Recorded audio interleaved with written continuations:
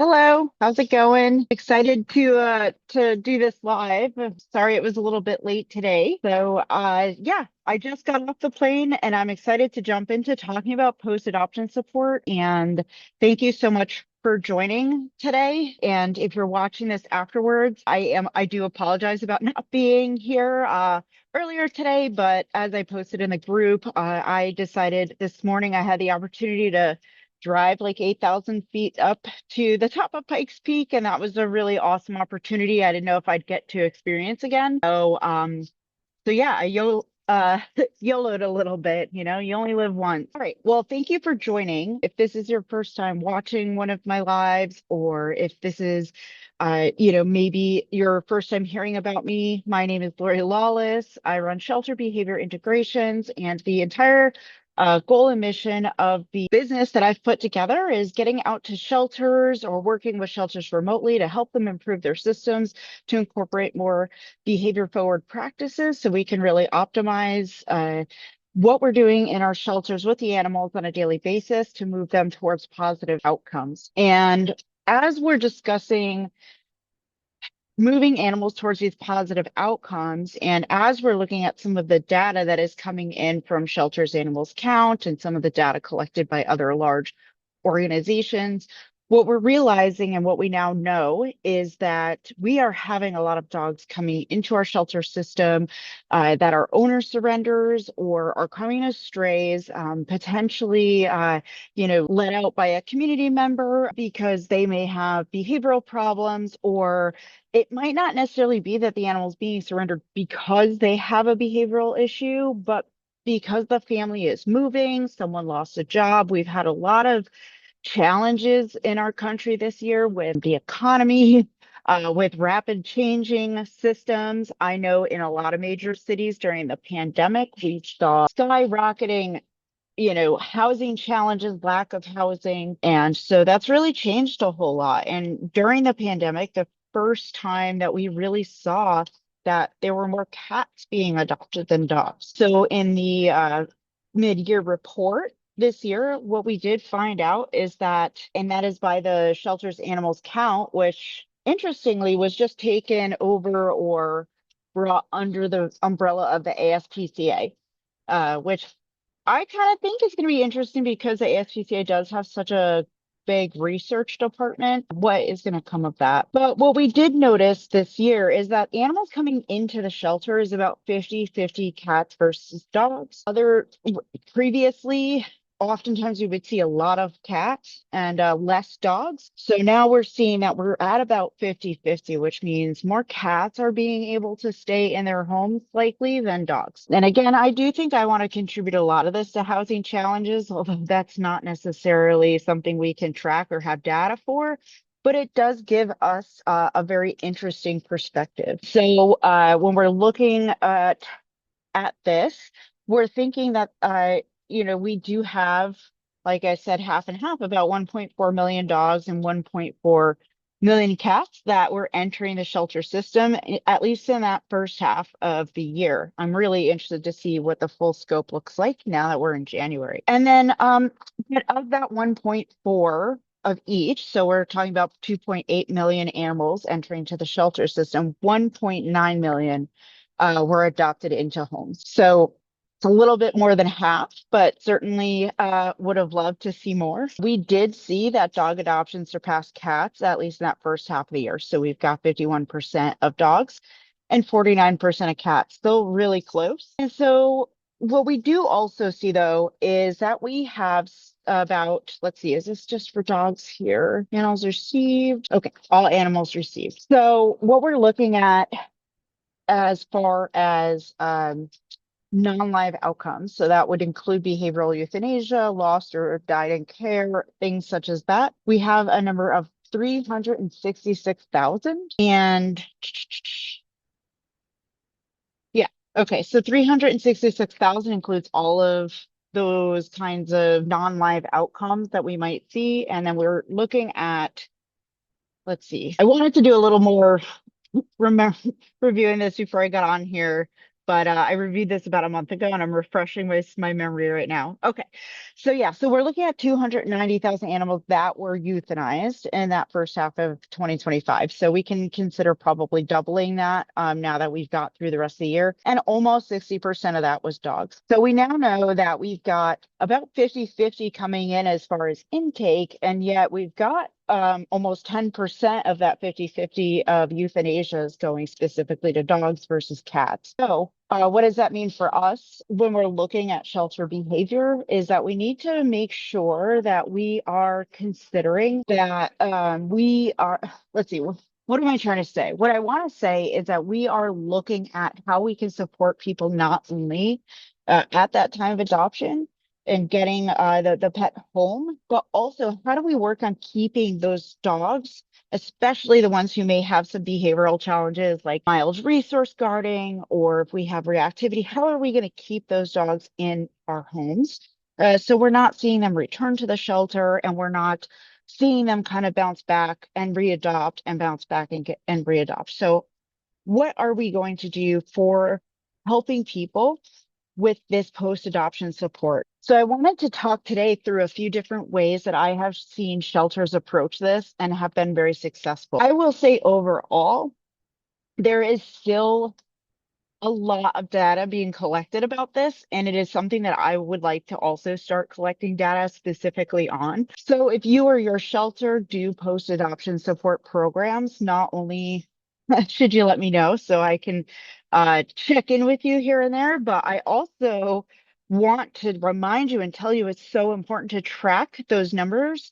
Has doing better counseling at time of adoption and then also including post-adoption support really decreased your return rates? Have you been able to do surrender prevention? Possibly, those are good things to know and track so we can continue to invest more in these programs. Anecdotally, I have seen that these post-adoption support programs can be really helpful when combined with good counseling at the time of adoption. So how do we do that? There's a couple different ways. So we can either have a singular person who's on the team. So if we're at your shelter, we have one person who is dedicated to being able to answer these phone calls, check in with people after the adoption, and kind of have that be their primary job and maybe some other jobs on the side. Ideally, this person has some type of education in maybe not even canine behavior, but training or problem solving. This is something I want to work on actually, is putting together a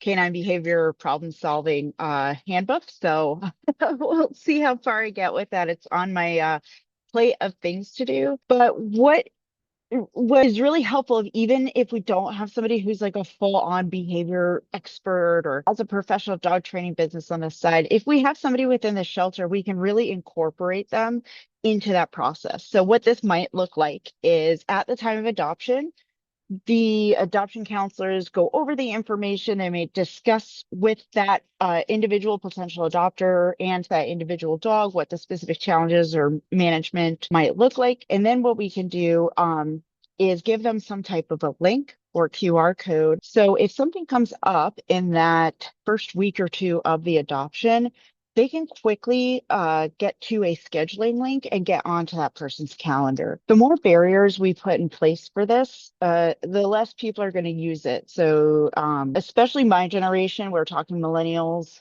and down, we do not want to get on the phone and have to fill out a form or get on the phone and call someone, first of all. But the other thing we don't want to do is like fill out another form. Everything we sign up for, every single app is asking you to do something. What I want to be able to do is go through a link, see that I can schedule a time. It automatically gets put on my Google Calendar, and I know I have a meeting scheduled to discuss a very specific thing. So that is something we should be including in our, adoption packets, or ideally what we could do is have an automated email. And I know a lot of the computer systems are doing that now to be able to kind of put that link in there, say, having any trouble with your new pet?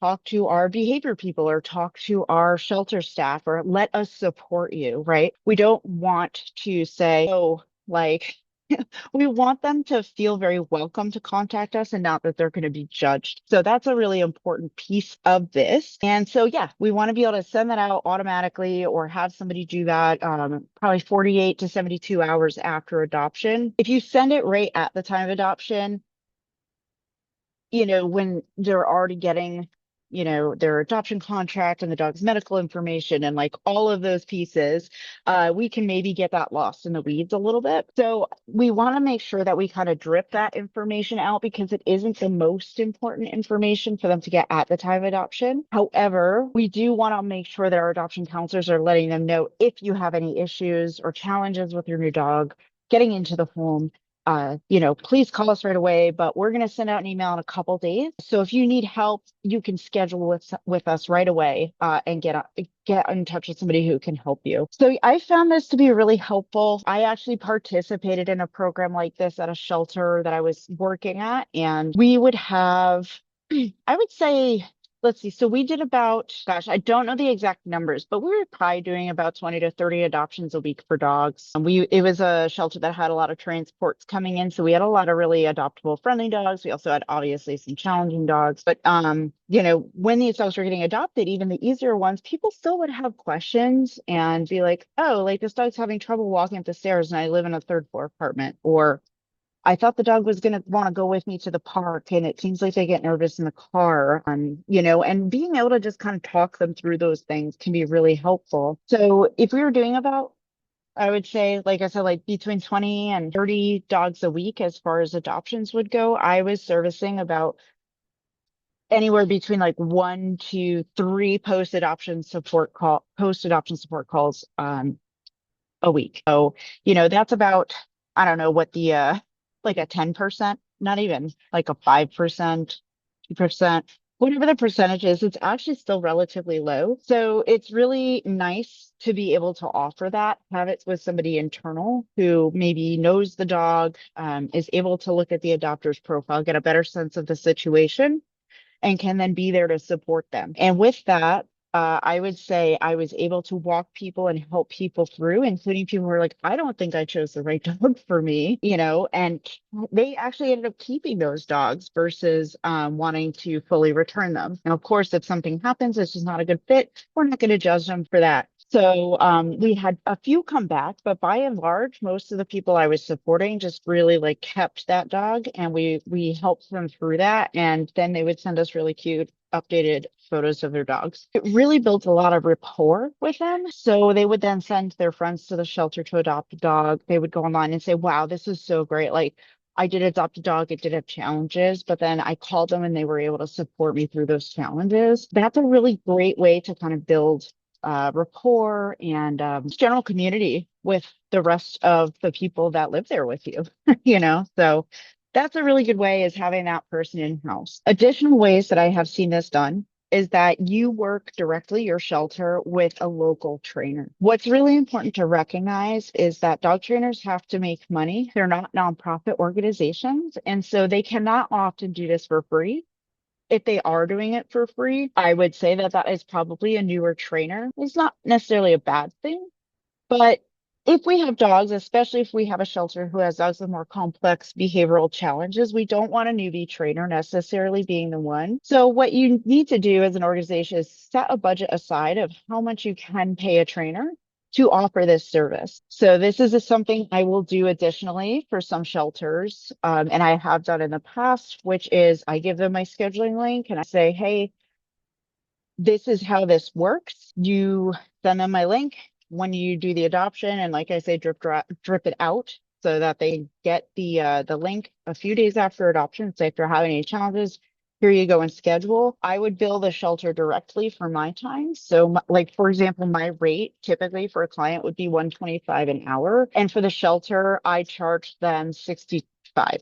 So it's almost half off. And what was really great about being able to do that is that I felt really good about it. I wasn't completely giving away my time because I couldn't afford to do that, but I was willing to do the discount. And so there's a couple things you want to think about that from a shelter's perspective. And then I'll also tell you from the trainer's perspective is one, obviously you want somebody credentialed. You want to make sure the boundaries are really clear. So whatever you agree upon as far as these services, you want to work that out in a contract as exactly what you need to do or what you're asking the trainer to do, what the trainer is going to be doing. Are they providing follow-up? Are they going to be submitting a report to the person in the shelter? Is there going to be training plans? All of those little logistics you want to have worked out ahead of time with a contract in place. The other thing that you want to do is talk to that trainer about their criteria. We all have to think about community safety and behavioral euthanasia, and there may come a situation in which something we could have never seen in the shelter is starting to happen in a home and it may not be safe. And that trainer's suggestion might be to consider euthanasia. And that is something you guys have to think about ahead of time so that it doesn't get awkward and weird. And it's not like we have to just make a new policy on how this is going to roll out, like in the middle of that relationship. And now you've got a potential, or you have the adopter kind of stuck in the middle there. The other thing that is from the trainer's perspective is when we're talking to our adoption counselors on how to talk about post-adoption support, we have to be really clear about what a trainer can do, whether you're doing that, you're having that trainer do in person or they're just doing like remote support and counseling for adopters. We have to just make sure that when we communicate this is what our trainers are doing, it is not that they're going to help fix it for you. We want to make sure that we use language. So sometimes when I first started doing this, I would get somebody who would sign up with me, and then from there they'd say, oh well, they said that you would be able to come out and make sure that we can keep this dog in the home even if they're having like reactive dog behavior, etc. And so if they are having a significant behavior challenge that's going to take, like 6 months of training, I'm not going to be able to do 6 months of training at $65 an hour because that's something I would definitely be charging a lot more for other clients. And again, trainers need to make money. So you may want to have a stipulation and say, hey, if you're having a challenge with your dog after adoption, we have somebody who can do like a first initial consultation with you, give you some guidance, and we'll follow up with you about a week or so later. And then if you need additional support, you can then work with them and then it might switch over to their private rate. So we're just giving you that information up front. I think it's also important that our counselors understand that trainers and behaviorists can't necessarily fix everything. So that type of language needs to be kind of flushed out ahead of time as far as like what they're telling them, because sometimes I find that there's just a misunderstanding of what a trainer can do for a dog in a home. So yeah, so all of those details and of course insurance and all that stuff, you want to just make sure that you've got like all your T's crossed and I's dotted before you're getting into a contractual relationship, because I've seen these go south in the past between trainers and shelters. And oftentimes I think it's miscommunication, it's confusion around expectations, lack of accountability, etc. So just having that super clear. So that is great. You work with somebody in your community. What's now really cool is there's a couple different organizations, and I just heard of a new one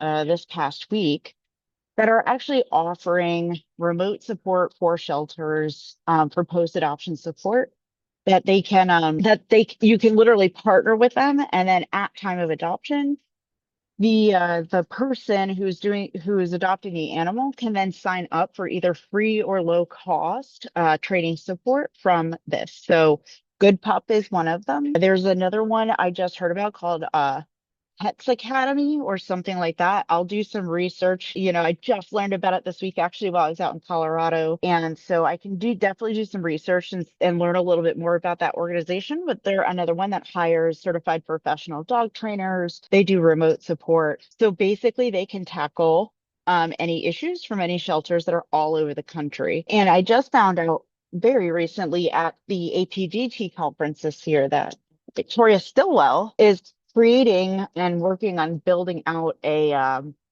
adoption support version of like the Victoria Stillwell Academy type information for adopters of dogs from shelters and rescue organizations. So what's great about that is again, we have somebody who's really thinking, how can we stop this challenge of dogs being brought into shelters for behavior reasons and surrendered for behavior challenges? And how can we prevent dogs from being returned to shelters after adoption so we can knock down that 56% of dogs that were euthanized for the first half of 2025 in our shelter system, and for the other 50% that are being surrendered. We really, really want to think about what are some ways we can help keep these animals in the home, support the community. And so these three programs at minimum are something all shelters can look into and are going to be either low cost or free to the shelter systems. So that's pretty awesome. And then finally,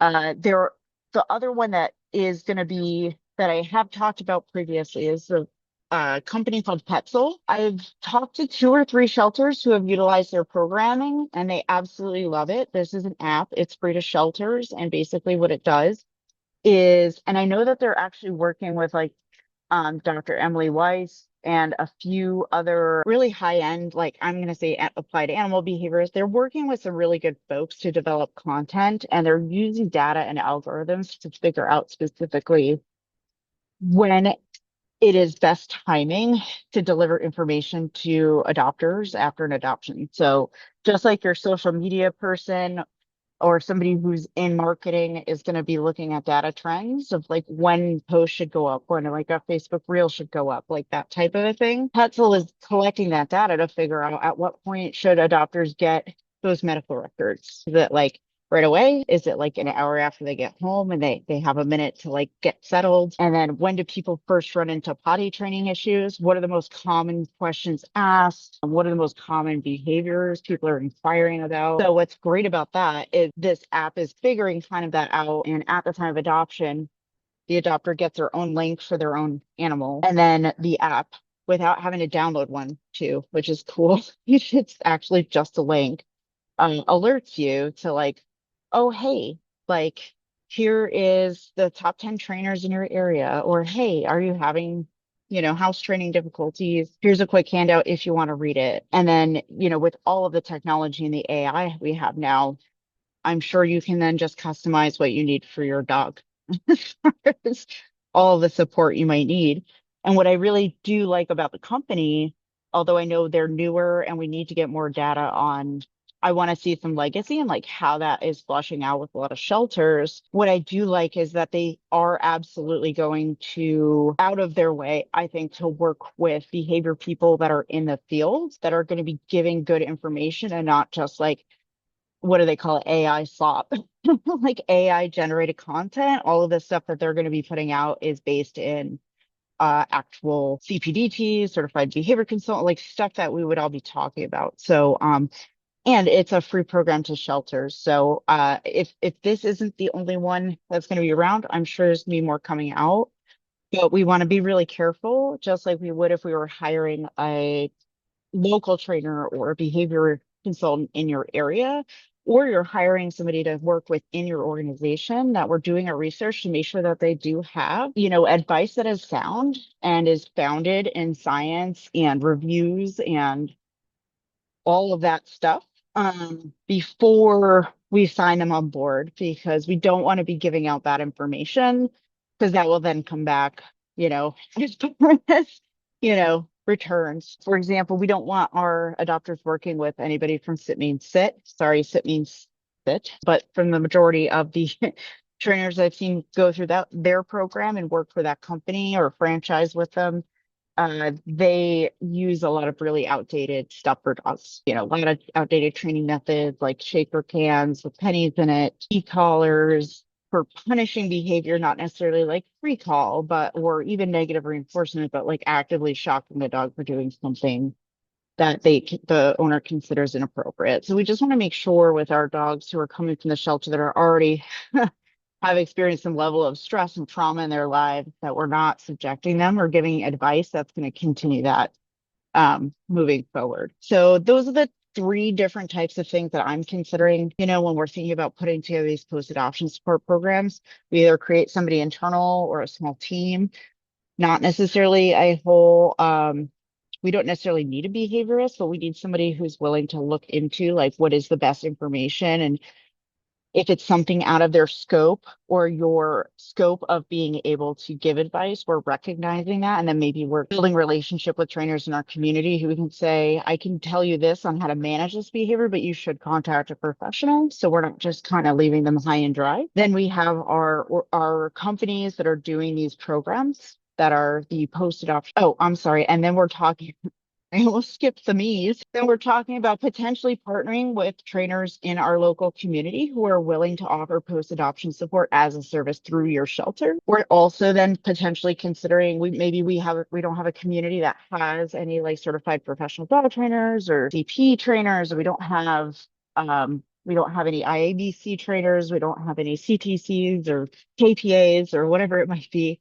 For those communities, maybe what we're going to do is then also look to GoodPUP or this new program or information Victoria Stillwell Academy is putting out, or this Pause Academy, which I said I will look into because that's like another tier, even though it might just be remote and through the internet, but they can still get information. And then this other, so I guess there's four technically.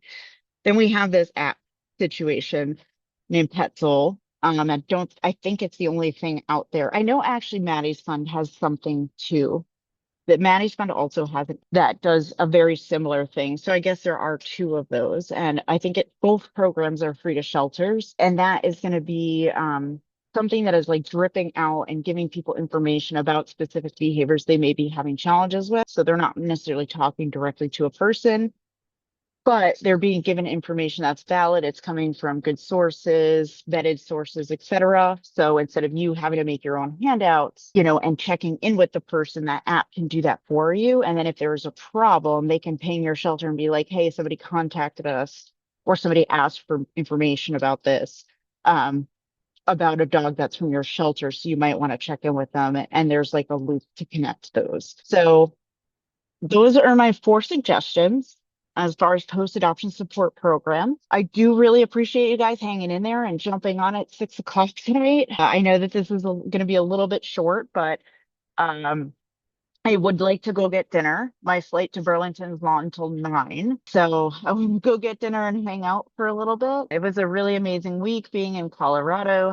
Was able to help out a wonderful organization. I'm really hoping to go back. One of the things we're going to be working on with them is post-adoption support because the National Mill Dog Rescue has a lot of dogs who obviously are largely under socialized and may not be the easiest shoe in to somebody's family. And so we're really going to be working on buffering up some of their counseling, their support, not only for the dogs, and the staff members like in the shelter, but also those adopters as well. So that in itself will be a fun journey, along with a lot of other pieces we're hoping to work on and buffer. What an amazing organization. Just cannot say enough good things about them and my time spent there. So yeah, so this has been a really fun week. It's been a little crazy, but I didn't want to cancel today. I wanted to still come back and hang out with you guys for a little bit. So yeah, if you guys have any questions, let me know. If you want to, send me a message if I didn't cover something. If you guys need anything, just please let me know. I'm here for you. And I'm gonna go home and get some sleep and not do much tomorrow. And I'll be back next Thursday for our next round. I'll talk to you guys soon. Take care.